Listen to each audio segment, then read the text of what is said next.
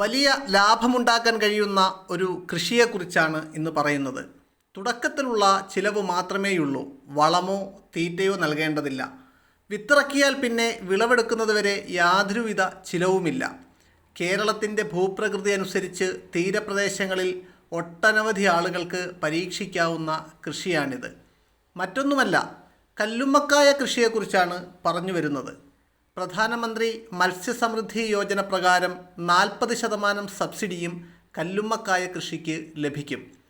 ഏകദേശം 20,000 രൂപ ചെലവ് വരുന്ന കല്ലുമ്മക്കായ കൃഷിക്ക് 8,000 രൂപ കർഷകർക്ക് സബ്സിഡിയായി ലഭിക്കും. വിത്തിറക്കി 5 മാസം കൊണ്ട് 5 ഇരട്ടിയിലേറെ വിളവ് ലഭിക്കുന്ന കൃഷിയാണിത്. 2 രീതിയിൽ കല്ലുമ്മക്കായ കൃഷി നടത്താം. സാധാരണ റോപ്പ് കൾച്ചർ രീതിയിൽ കയറിൽ കെട്ടി വെള്ളത്തിലിട്ടാണ് കൃഷി നടത്താറുള്ളത്. ഓൺ ബോട്ടം കൾച്ചർ രീതിയും പരീക്ഷിക്കാവുന്നതാണ്. മണ്ണിൽ തുണി വിരിച്ച് വിത്തിട്ട് വളർത്തുന്ന രീതിയാണിത്. കല്ലുമ്മക്കായ മോഷണം പോകാതിരിക്കാനാണ് കർഷകർ ഈ രീതി ഉപയോഗിക്കുന്നത്. കല്ലുമ്മക്കായ കൃഷിയിൽ ഏറ്റവും വലിയ ലാഭം ഇവയ്ക്ക് ഭക്ഷണം നൽകേണ്ട എന്നതാണ്. വെള്ളത്തിൽ നിന്ന് ലഭിക്കുന്ന ചെറിയ സൂക്ഷ്മജീവികളെ അരിച്ചെടുത്ത് ഭക്ഷിക്കുന്ന ജീവികളായതിനാൽ കല്ലുമ്മക്കായ കൃഷിയിൽ തീറ്റ നൽകേണ്ട ആവശ്യമോ അതിനു വേണ്ടുന്ന പണച്ചിലവോ കർഷകന് വരുന്നില്ല.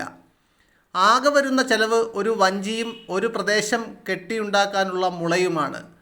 കുറഞ്ഞ മുതൽ മുടക്കിൽ മികച്ച ലാഭം നേടാനാകും എന്നതാണ് കല്ലുമ്മക്കായ കൃഷിയുടെ ഏറ്റവും വലിയ പ്രത്യേകത.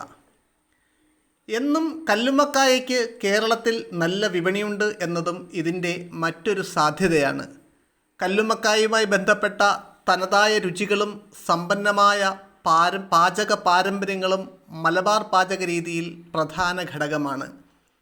നാവിൽ വെള്ളമൂറുന്ന വൈവിധ്യമാർന്ന വിഭവങ്ങൾ ഇവിടുത്തുകാരും ഇങ്ങോട്ടെത്തുന്ന സന്ദർശകരും ഒരുപോലെ ഇഷ്ടപ്പെടുന്നുണ്ട്. വളരെയധികം രുചിയുള്ള കല്ലുമ്മക്കായ പലതരത്തിൽ പാചകം ചെയ്യാറുണ്ട്. റോസ്റ്റ് ആയി നിറച്ചും പൊരിച്ചും എല്ലാം വിവിധ തരം വിഭവങ്ങളാക്കി ഇവ മാറും. കല്ലുമ്മക്കായ കൊണ്ടുണ്ടാക്കുന്ന വിഭവങ്ങൾ മലബാറുകാരുടെ സ്വകാര്യ അഹങ്കാരമാണ്. മലബാറിലെ ഏറ്റവും പ്രശസ്തമായ കക്ക വിഭവങ്ങളിൽ ഒന്നാണ് കല്ലുമ്മക്കായ നിറച്ചത്.